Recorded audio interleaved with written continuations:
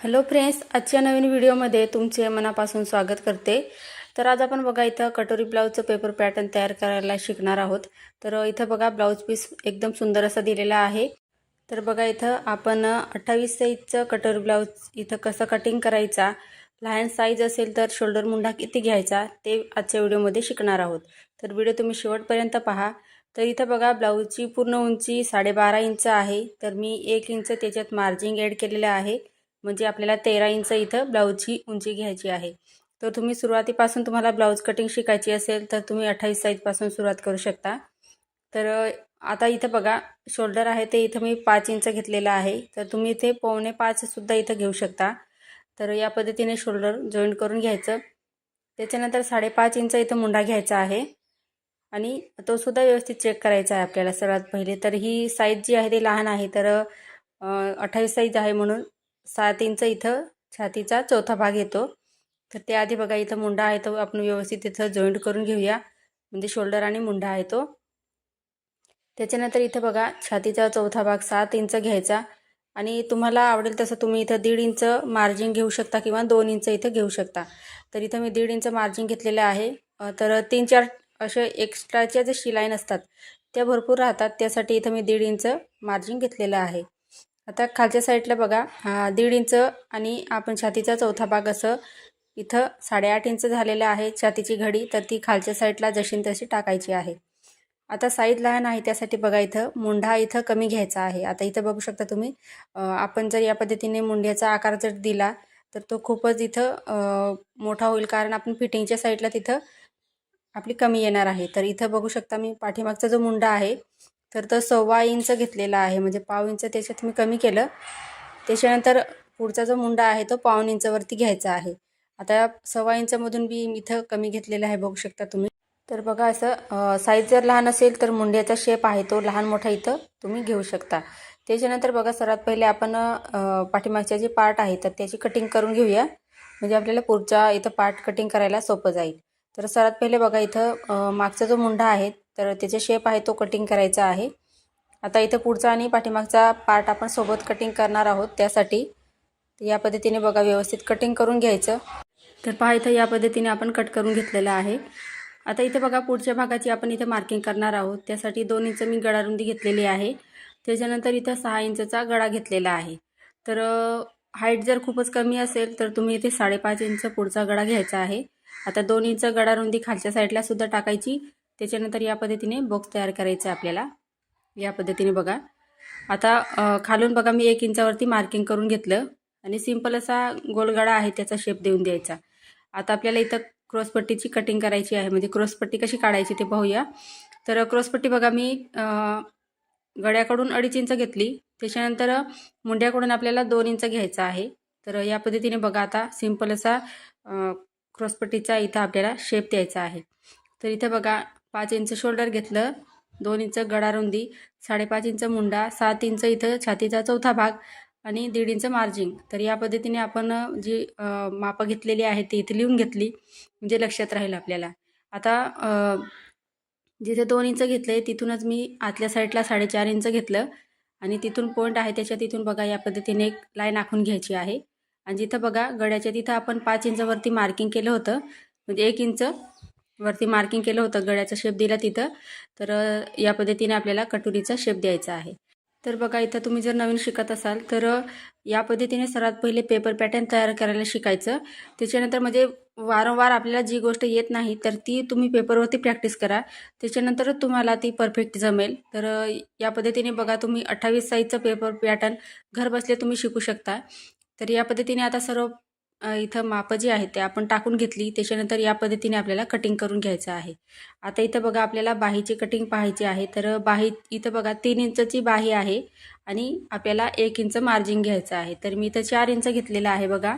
त्याच्यानंतर बघा बाही लांबी इथं 4 इंच घेतली। आता छातीची घडी आपण बघा इथं 7 इंच छातीचा चौथा भाग अधिक 1.5 इंच असं घेतलं होतं, म्हणजे 8.5 इंच घेतलं होतं। तर इथं बघा बाहीची कटिंग करताना 7.5 इंच इथे आपल्याला बाहीची घडी टाकायची आहे, म्हणजे 1 इंच मायनस करायचं आहे छातीच्या घडीमधून। त्याच्यानंतर बघा या पद्धतीने बॉक्स तयार करून घेतला। इथं बघा बाहीला आकार देण्यासाठी वरून 2 इंचावरती मार्किंग करायचं आहे आणि आतल्या साईडला सुद्धा 2 इंच घ्यायचं आहे. तर 2 इंच घेतलं आतल्या साईडला, ते सर्व साईजसाठी आहे. त्याच्यानंतर अशी तिरकस लाईन आखून घ्यायची. तर बाही जर तुम्ही अंदाजे काढत असाल तर तुम्ही एकदा नक्की या पद्धतीने ट्राय करा. आता बघा, पहिला पॉईंट घेतला, त्याला खाली अर्धा इंच घेतला आणि वरचे जे पॉईंट होते 2 त्यांना वरच्या साईडने घेतलेला आहे. आणि सिंपल असा आपल्याला या पद्धतीने बाहीचा शेप द्यायचा आहे. अंदाजे न देता तुम्ही या पद्धतीने एकदा बाही कटिंग करून पहा. आता इथे बघा, खाली आपल्याला दंडघेरचं माप टाकायचं आहे 5.5 इंच आणि इथं मार्जिन घेतलं आहे, त्याच्यामुळे थोडंसं 1/2 इंच तिथं राहिलेलं आहे. म्हणून मी ती बाहीचं दंडघेरचं कटिंग न करता या पद्धतीने बघा, वरचा जो शेप आहे आपला मुंढ्याचा, तर तो इथं कटिंग करून घेते. तर बघा, इथं या पद्धतीने जशी आहे बाही तशी कटिंग करून घेते. आणि जेव्हा बघा बाही जॉईंट करणार तेव्हा मी एक्स्ट्राचा पार्ट आहे तिथं फिटिंगमध्ये एक्स्ट्रा दाबून घेणार आहे. तर बाही जी आहे ती व्यवस्थित येते. म्हणजे हा कस्टमरचा ब्लाऊज आहे, तर त्यांना एकदम परफेक्ट बसलेला होता. तर त्याने आणखी 2 ब्लाऊज माझ्याकडे शिवायला दिलेली आहेत. तर त्याच्यानंतर बघा, क्रॉसपट्टीची मार्किंग करायची आहे आपल्याला. तर मी इथं 8.5 इंच आपण छातीची घडी घेतली होती. तर इथं बघा, अर्धा इंच आपल्याला क्रॉसपट्टीमध्ये वाढवायचं आहे. म्हणजे 9 इंच मी इथं घडी घेतली. आता एका साईडला 3.5 इंच घ्यायचं आणि दुसऱ्या साईडला 3 इंच घ्यायचं आहे. सिंपल असं आपल्याला इथं क्रॉसपट्टीचा इथं आकार द्यायचा आहे. तर बघा, इथं मी लिहून घेतलं 9 इंच इथं आपल्याला क्रॉसपट्टीची घडी घ्यायची आहे. म्हणजे अर्धा इंच वाढवून घ्यायचं. म्हणजे काय होतं, जोडताना कमी पडू नये यासाठी एक्स्ट्राचं वाढवून घ्यायचं. उरलं तर आपल्याला कटिंग करता येते. आता कटोरी कशी वाढवायची ते बघूया. तर गळारुंदी बघा, आपण 2 इंच घेतली होती. तर ती इथं मी आडवं माप टाकून घेतलं आणि उभी मार्किंग आहे ती 1.5 इंच घेतलेली आहे. तर बघा, इथं मी 2 इंच घेतलं, या साईडला 1.5 इंच. आता बघा, 1.5 इंचचा पॉईंट घेतला आहे, तिथं खाली 4.5 इंचावरती मार्किंग करायचं. तर हे बघा 4.5 इंच आणि जिथे 4.5 इंचाचे मार्किंग केलेलं आहे तिथून आतल्या साईडला 6.5 इंच घ्यायचं आहे. तर साईज लहान आहे, त्यासाठी कटोरीसुद्धा आपल्याला लहान काढायची आहे त्यासाठी. आता इथं बघा, 6.5च्या निम्मे करायचं आहे. तर 3.25 इंच होतं. तुम्हाला व्यवस्थित जर माहिती नसेल तर तुम्ही या पद्धतीने बघा सेंटर काढायचं आहे. टेप आहे तो फोल्ड करून. आता वरून बघा, आपल्याला 7.5 इंचावरती मार्किंग करायची आहे. तर मी पॉईंट घेऊन घेतला बघा 7.5 इंचाचा आणि या पद्धतीने तिघं पॉईंट आपल्याला जोडायचे आहे. तर 6.5 इंच आडवी कटोरी घ्यायची आणि उभी कटोरी 1 इंच एक्स्ट्रा वाढवायची आहे, म्हणजे 7.5 इंच घ्यायची आहे. आता सिंपल असं बघा, आपल्याला इथं या पद्धतीने कटोरीचा शेप द्यायचा आहे. त्याच्यानंतर बघा, आपण जे साईड पार्ट कटिंग केलेलं आहे तर ते इथं ठेवायचं आहे. त्याच्यानंतर कटिंग करायचं कटोरीचं. तर पहा, इथं ही कटोरी जी आहे ती या पद्धतीने जास्त होते, त्यासाठी बघा इथं मी अर्धा इंच एक्स्ट्रा खाली वाढवून घेतली. तर बघा, आपण जशी काढलेली आहे तशी जरी तुम्ही कटिंग केली तर जिथपर्यंत आपल्या साईड पार्ट येतो तिथपर्यंत तुम्ही ठेवून कटोरीचं मार्किंग करून तुम्ही कटोरी जी आहे ती इथं कटिंग करू शकता. पण आपण इथं एक्स्ट्राचा पार्ट आहे तो कट करून घेणार आहोत. तर हा एक्स्ट्रा होता, तर त्यासाठी कटिंग करून घ्यायचा आहे. तर बघा, इथं लहान साईजसाठी सुद्धा कटोरी कशी काढायची ते तुम्हाला खूप सोप्या पद्धतीमध्ये मी इथं दाखवलेलं आहे. तरीसुद्धा तुम्हाला काय डाऊट आला असेल तर तुम्ही मला कमेंटमध्ये विचारू शकता. पण हा कस्टमरचा ब्लाऊज आहे, त्यांना एकदम परफेक्ट बसलेली आहे. कटोरीसुद्धा एकदम व्यवस्थित आलेली आहे. तर खूप सुंदर असा ब्लाऊज झालेला होता त्यांचा. तर बघा, या पद्धतीने तुम्ही फोल्ड करून मधला जो टक्स आहे त्याची मार्किंगसुद्धा व्यवस्थित करू शकता. तर आता कट करून घेऊया आपण. तर पहा, इथं आता बघा सर्व पार्ट आपले रेडी झालेले आहे. तर ते आता अस्तरवरती ठेवून आपल्याला कटिंग करायची आहे. तर इथे बघा, मी अस्तरचं कापड घेतलेलं आहे आणि त्याची बंद बाजू माझ्या साईडने ठेवलेली आहे. आता बघा, पाठीमागचा पार्ट आहे तो आपल्याला बंद बाजूकडून ठेवायचा आहे. तर इथं बघा, मी तो पार्ट ठेवलेला आहे आणि जसं आहे तसं इथं पहिले मार्किंग करून घेते. आता इथे बघा, साईड पार्ट ठेवताना सुद्धा काळजी घ्यायची आहे. तर शोल्डर आहे ते सरळ असं ठेवायचं आहे, जसं मी इथे सेम तुम्हाला दाखवते आहे सेम त्याच पद्धतीने ठेवायचं आहे. शोल्डरला वाकडं तिकडं ठेवायचं नाही. कारण काय होतं, शोल्डर जर आपण इथं वरचं साईड पार्ट आहे तो तिरकस जर ठेवला तर शोल्डर उतरण्याचे चान्सेस असतात. तर त्यासाठी आता इथे बघा, कटोरी आपली बरोबर येते साईड पार्टला. तर ते सुद्धा चेक करून घ्यायचं. आता सर्वात पहिले दोघं पार्ट आपण कट करून घेऊया. म्हणजे तुम्हाला कटोरी कशी ठेवायची ते सुद्धा मी काही टिप्स देणार आहे, तर त्या तुम्ही व्यवस्थित फॉलो करायचे आहे. म्हणजे ब्लाऊज कटिंग करताना तुमचं ब्लाऊज आहे तो चुकणार नाही त्यासाठी. आता इथं पाठीमागचा जो पार्ट होता तो आपण कट करून घेतला, खडूची मार्किंग केलेली आहे तसंच. आता इथं साईड पार्टसुद्धा त्याच पद्धतीने मी कटिंग करून घेते, बघू शकता तुम्ही. तर या पद्धतीने व्यवस्थित असं कटिंग करून घ्यायचं आहे बघा. तर तुम्हाला बघा, आजचा व्हिडिओ थोडाफार जरी आवडला असेल तर प्लीज लाईक करायला विसरू नका आता इथे बघा अस्तर आहे ते व्यवस्थित ठेवून घेतलेलं आहे मी आणि कटोरी आहे ती बघा या पद्धतीने ठेवायची आपल्याला. म्हणजे या साईडला बघा आपलं हुकपट्टी असते, तर कापड आहे तर बघा या पद्धतीने ओढून पाहायचा. म्हणजे तिरकस धाग्यामध्ये आपल्याला कटोरी ठेवायची आहे, जेणेकरून ती ब्लाऊज आपण जेव्हा शिवणार तर कस्टमरला एकदम व्यवस्थित परफेक्ट बसेल. म्हणजे घातल्यावरती ती मस्तपैकी अशी ओढली जाते आणि अंगामध्ये फिटिंगमध्ये व्यवस्थित बसते. त्यासाठी तर ही टीप तुम्ही लक्षात ठेवायची आहे. आता मार्किंग केलेलं आहे ते आपण कट करून घेणार आहोत. बघा